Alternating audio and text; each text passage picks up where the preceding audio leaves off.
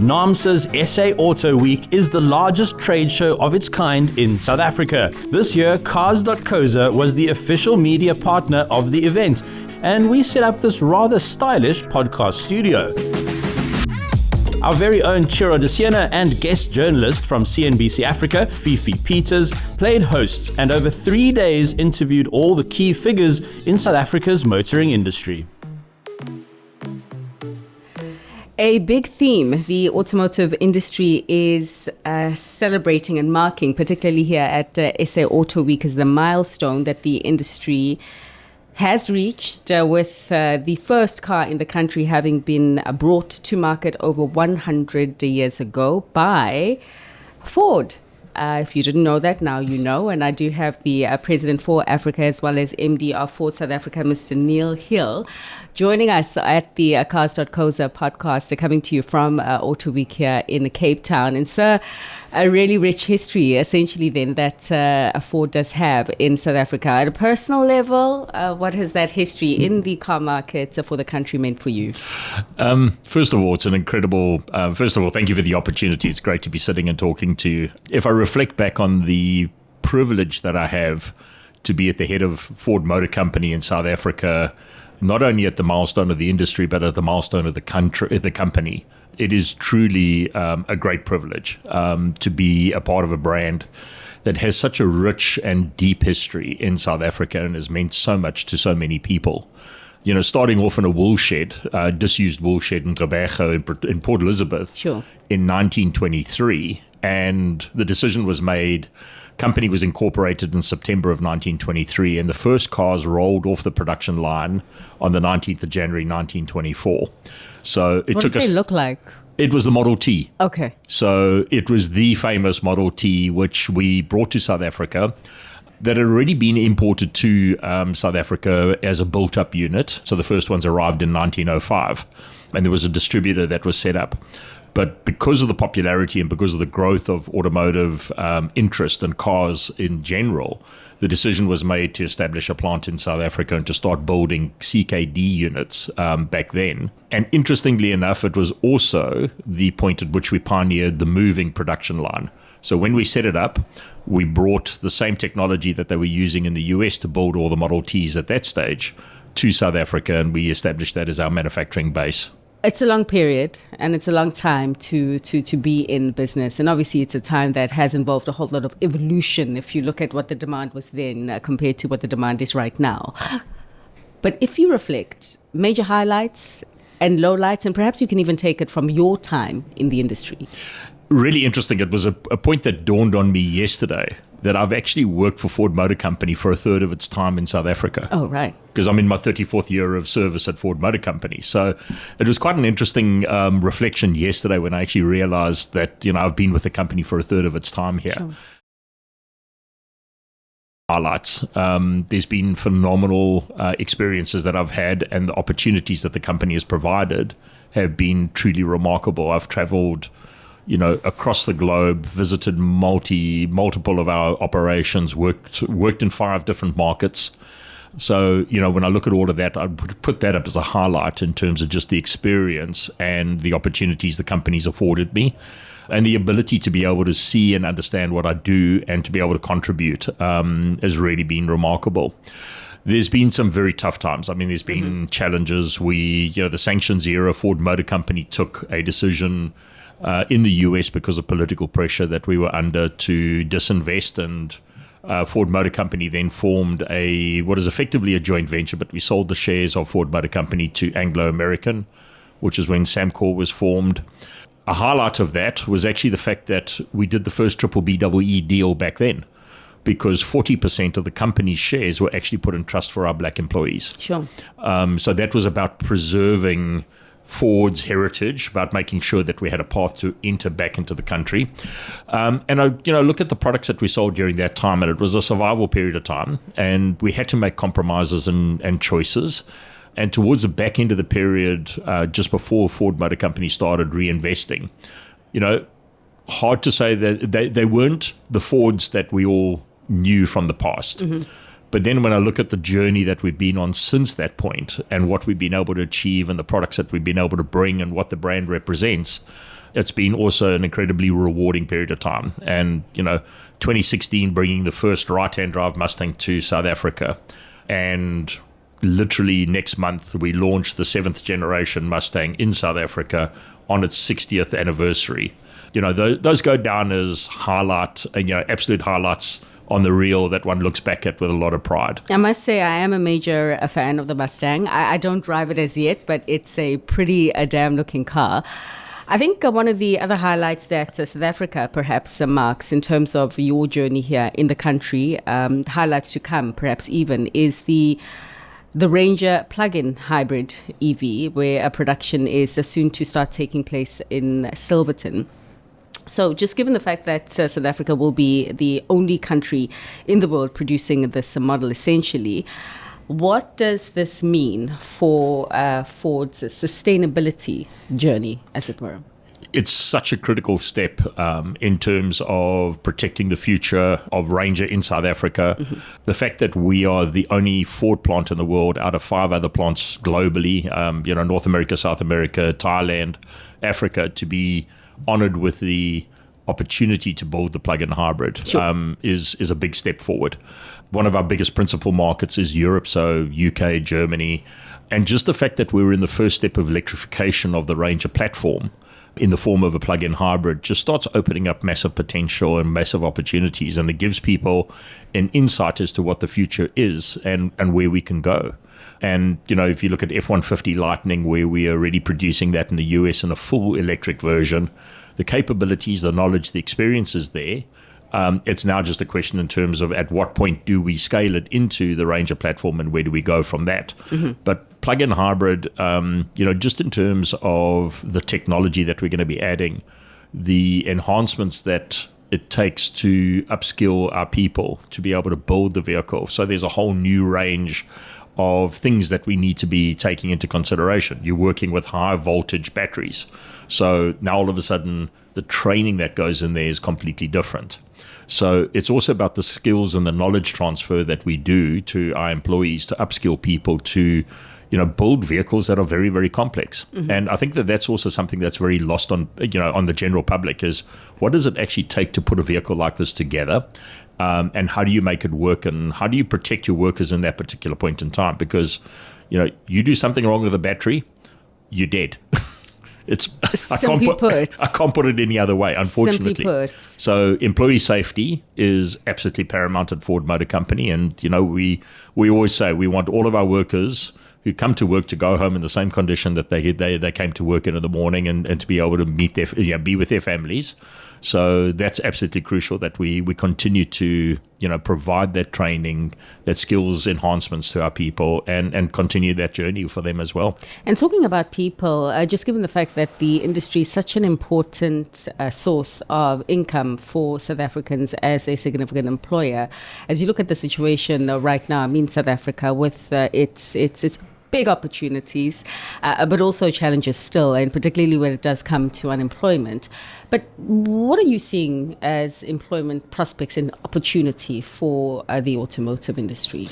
So I think the automotive industry has always been a cornerstone of, so it's a cornerstone of manufacturing. But when you go and have a look across the sector, not only at Ford Motor Company, but, the other 6 OEMs that are in South Africa, we all work very closely together when it comes to the National Bargaining Forum with the union and how we agree to the standards and the upskilling of people that we continuously are looking to do. So as a sector and as an industry, we've done a tremendous amount in terms of providing education opportunities, upskilling of people.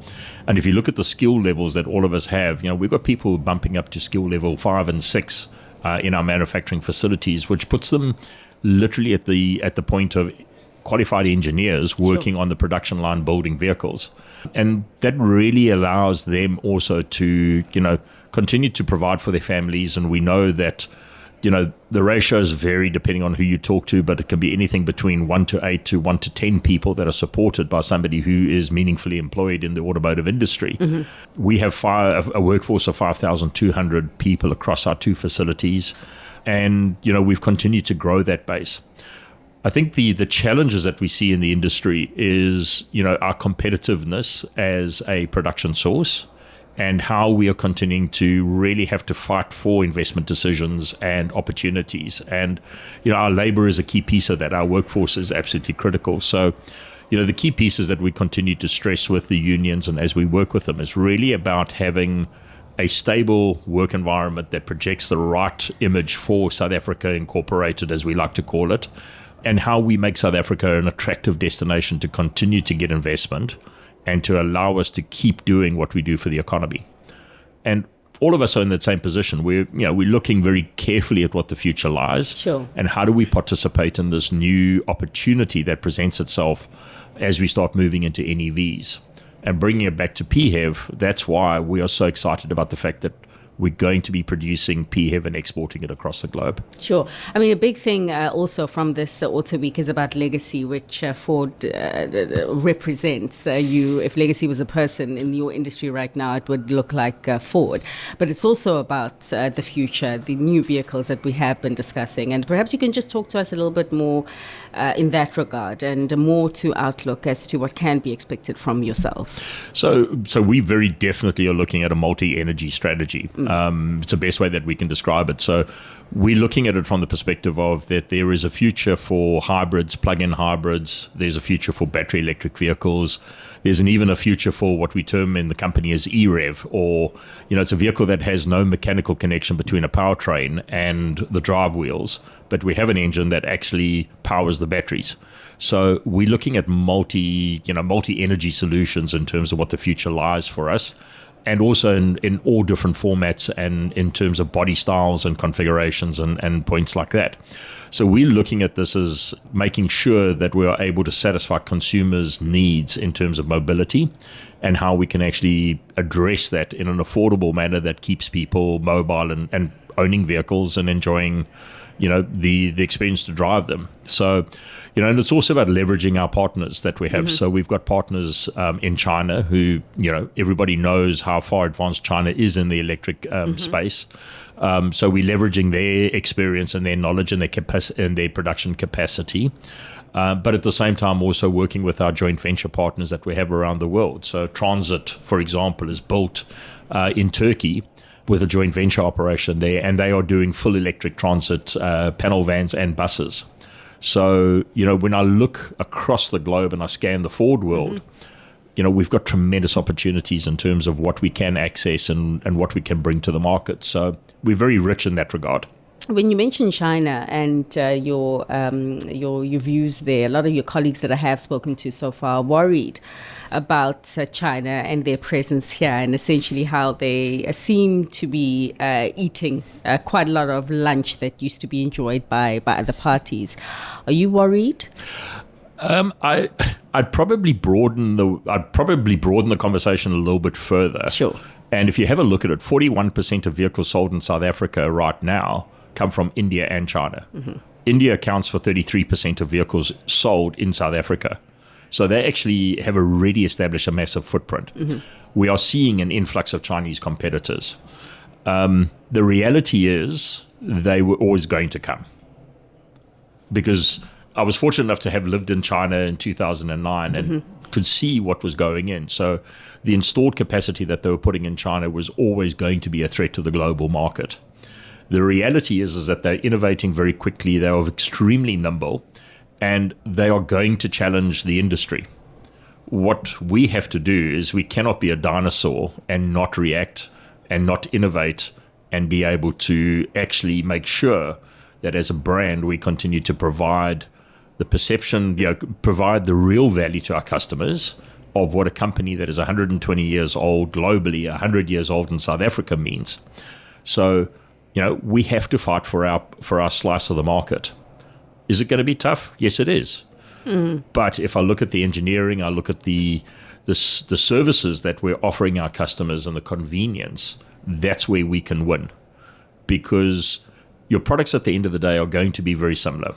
Whether it's built in China, designed and engineered in China, done so in America or done so elsewhere in the world, you're still selling a product. But it's how you back it up and it's how you support your customers that's going to be a key brand differentiator that will allow the brands to continue and to really have a presence in the market. So whilst product is very important, and innovation in the product space is important. I think even more important is how we innovate and how we give customers an experience that they can't get elsewhere. Even more important than price? Price determines value for money. Sure. We're changing the conversation to value of ownership. And the difference is? The difference is that price can be easily matched. The quality of the product that you're providing and the ownership experience that you're providing is a lot more long-lasting than the price you pay. So, for example, if I can tell you that you don't need to come to a dealership to have your car serviced, I'll bring a technician and a mobile service unit to your house, and I'll service it in your driveway, sure, and I'll be done in 40 minutes. That makes a difference. I hear you. But just looking at the South African context right now, and also the outlook, many are quite excited about the turning of a potential corner, but also know that the road ahead is still going to be a tough one. So at what point then do you reckon that what you're saying in terms of the price of ownership will start batting in your favor a lot more than is presently the case? Price is always going to be a challenge to meet. Sure. So I think all of us recognize that as soon as you get into a price war, it becomes a race to the bottom. Sure. And yes, the consumer wins in the short term. The question is what do they get when they trade their vehicle in? And when they go on to the next vehicle, have they actually got value in the vehicle that allows them to continue that ownership cycle and that ownership experience?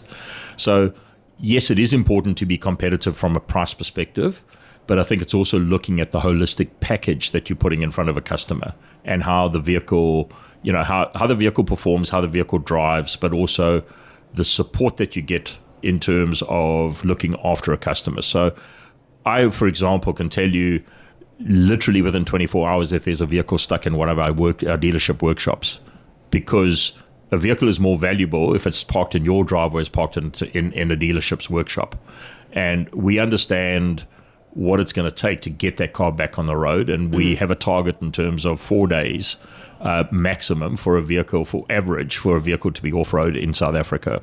So we work very closely with our dealers. So what we are trying to do is that we are going to be competitive on price, and it's also about the features and what we put into our vehicles, but it's also going to be about the holistic package that goes beyond just the price that you pay when you buy the car. So maybe if I just add one more element to that in terms of your ability to successfully offer this holistic package, to what degree can current policy or the business environment be improved to make it easier for players such as yourselves to do so and to compete not only against the Chinese, which is the dominant theme, but even against the markets over in India, which you have just told us about are quite important right now? And would you say, if there was anything that you'd have to change about some of the regulation and the policy in your sector, what would it be? So I think straight away, the piece that we've really got to start looking at, and we've got to have the conversation, and that's part of what the Auto Week is all about, is having a discussion around the auto policy and how it's supporting the transition to new energy vehicles. So if you look at the current policy is biased towards, or the proposed white paper is biased towards battery electric. But the paper is ignoring the importance of hybrids, plug-in hybrids, fuel cells, and other forms of propulsion to the end of driving battery electric. And the reality is that we come back to the comment that I was making earlier about multi-energy propulsion solutions. The world that we are competing in is not only going to be about battery electric vehicles. We've got to make sure that for the industry and the sector to thrive and survive, we need to have a policy that supports all of those propulsion choices. So that would be the key piece that we're really working hard on, is to try and get the conversation going with the Department of Trade, Industry and Competition and Finance around what does it take for the industry to survive and to thrive in the future, and how do we make vehicles more affordable, and in particular vehicles that are built in South Africa for South Africans. So I imagine that that conversation would be a holistic approach in the sense that if perhaps further incentives are given to manufacturers, that would naturally fall on the consumer, or do you reckon that further incentives also need to be looked at to encourage consumers to take up these EVs or newer vehicles, as it were? So I think the first thing is that it's not really about us going in and pitching to government that we say that we need more money. Okay. I think what it is, it's from a manufacturing space, it's about the application of the incentives that are available. Mm-hmm. So, that's one thing that the industry's been very clear about, is that we're not going in there with a begging bowl and saying we need more money. So it's enough, the incentives on the table right now? It's how we restructure the incentives that's important. Okay. So if you have a look at it, for example, the proposal right now is that any investment into BEV technology and BEV manufacturing is a tax rebate. Mm-hmm. But it doesn't support the capital investment that one's got to go in, which is what we have currently in the automotive investment scheme, where we make an investment into capital, a capital investment into facilities, and there's a means that we can actually claim a portion of that back from the government. Then there's the whole concept of duty rebates for locally produced vehicles, which is actually not really a revenue, but it's a foregone revenue that the government has. Mm-hmm. So it's about duties that the government would collect if we were importing vehicles, which with the production incentives and the VALA, which is the value-added local allowance, we use to offset the duty on imported vehicles. Mm-hmm. So it's actually not a physical payment that happens, but it's actually just it's a revenue collection that doesn't take place because of the fact that we've invested in the production of vehicles. Now, how we reconfigure that and we look at ways that we can stimulate the production of vehicles first and foremost, mm-hmm. and then look for a means in which we can actually stimulate the retail side of the industry. I think we have the potential to really grow the industry and to give consumers accessibility to vehicles in a way that we can actually grow the business and grow the economy. Well, I have seen the guest list, and I do know that the Minister of Trade and Industry, Parks Tau, is on it, as well as the Deputy President of the country, and we're hearing word that the President himself can come, so it will be interesting to see how those conversations, I imagine, that are taking place and that will be taking place behind closed doors do actually come out in terms of tangible outcomes that you are able to announce to the public. But before I let you go, I just need to talk to you also. I mean, we spoke broadly about the economy potentially being at the turn of a corner, and I just want your thoughts on whether you reckon that the industry is also on that. Some putting 2025 as the day or perhaps the year where there's brighter days ahead for your industry. I spoke with your colleague over at Mazda, and he was pretty cautiously optimistic that was the case. So what are your sentiments? I think we are on the same page in terms of cautious optimism.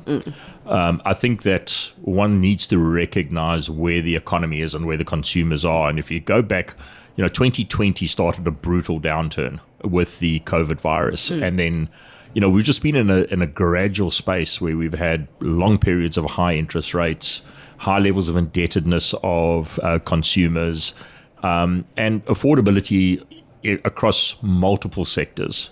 You not even automotive, but you look at food prices, you look at fuel prices, you look at all you see and hear is how people have been struggling. So I think that the first step in terms of an interest rate cut of 25 basis points that we had a couple of weeks ago is a positive step in the right direction. It's not going to set the world on fire in terms of all of a sudden getting people running out and buying new cars. I think it gives them a smidgen of breathing room. I think with the forecasts that we've seen working with our banking partners, I'm a lot more optimistic that we have better days ahead of us. I still think that the first 6 months of next year is going to be tough. I think the prospect of further interest rate cuts are very important, and I think it will give people a lot more confidence. I think also the political stability that we are enjoying relatively under the GNU, I think is going to be very important, because I think it gives people a sense of confidence that there is actually stable policy and stable government coming through. I think the build up to the 26 municipal elections is going to be critical. People need to see service delivery. They need to see things changing. And I think that this is such a crucial period for us. And that's why, I do share the cautious optimism for 25. And, I do hope that we see better and brighter things going forward, because we know South Africa deserves it. That will translate, as you say, into perhaps more sales of cars. Would you be buying a new car in that environment? I am. What are you buying? I'm buying another Ranger. Is that what you currently drive? I have 2 Rangers parked in my driveway. All right. One I own and one is a company vehicle. So the one I own is a Ranger Wildtrak, and the one I drive from the company is a Ranger Raptor. And I absolutely love both of them. And I'm due to replace the Ranger Wildtrak next year. So I definitely will be back in the market for another Ranger. Wow. Loyal to the brand. But we'll leave 100%. it there. We'll leave it there. So thanks much for your time. Absolute pleasure. Thank you. What's the car with Cars.co.za? Bow down to Lerato. Her car is the most luxurious lady you'll see today. After her, of course. Oh, Lerato. Now think of a car. Any car. Yes, we have it. Cars.co.za. Let's find what moves you.